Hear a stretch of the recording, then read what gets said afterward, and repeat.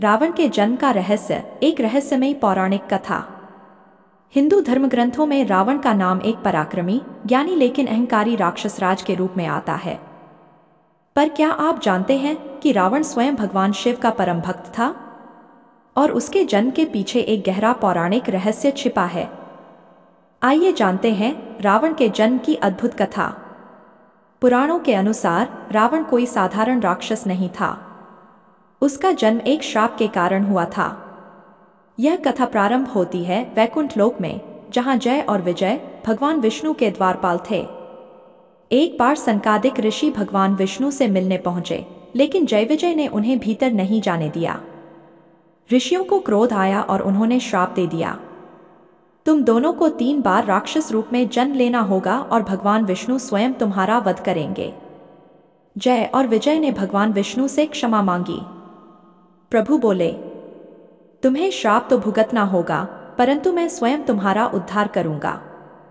इस श्राप के कारण जय विजय ने पहले जन्म में हिरण्याक्ष और हिरण्यकश्यप, दूसरे जन्म में रावण और कुंभकर्ण और तीसरे जन्म में शिशुपाल और दंतवक्र रूप में जन्म लिया। ऋषि पुलस्त्य का वंश और रावण का जन्म। रावण का जन्म एक महान ब्राह्मण कुल में हुआ था। उसके पिता थे ऋषि विश्रवा, जो ब्रह्मा जी के पुत्र महर्षि पुलस्त्य के वंशज थे। रावण की माता थी कैकेसी, जो राक्षसराज सुमाली की पुत्री थी। एक बार कैकेसी ने अपने पिता सुमाली के कहने पर महान तपस्वी विश्रवा से संतान की कामना की।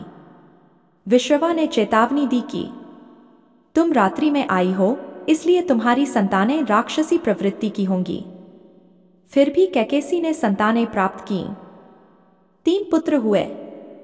रावण अपार बुद्धि और बलशाली, कुंभकर्ण विशालकाय और अत्यंत शक्तिशाली, विभीषण धर्मपरायण और भगवान विष्णु का भक्त, और एक कन्या भी हुई शूर्पणखा। रावण का तप और वरदान। रावण बचपन से ही बुद्धिमान और शिव भक्त था।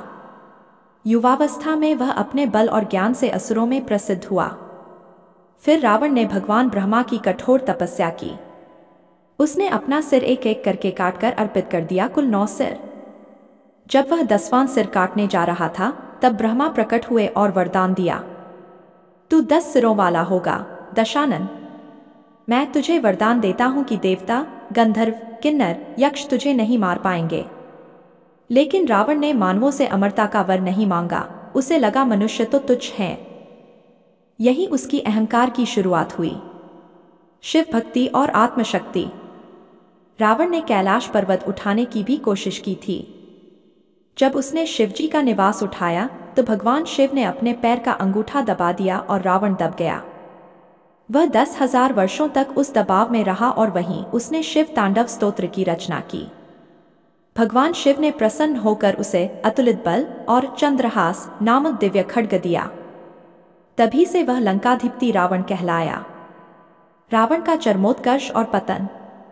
रावण ने स्वर्ग, पाताल, पृथ्वी तीनों लोकों में अपना प्रभाव स्थापित किया।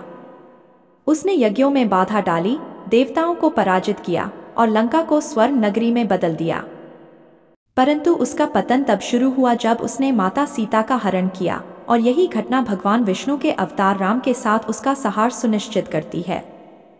निष्कर्ष, रावण राक्षस या ज्ञानी? रावण एक ऐसा पात्र है जिसे केवल राक्षस कहना अन्याय होगा। वह शिव भक्त, विद्वान, वेदज्ञानी और राजनीति में निपुण था। परंतु अहंकार, काम और अधर्म के कारण उसका अंत निश्चित था। इसलिए रावण का जन्म और उसका जीवन हमें यह सिखाता है कि चाहे कोई कितना भी बलशाली और ज्ञानी क्यों न हो, धर्म और मर्यादा से बढ़कर कुछ नहीं।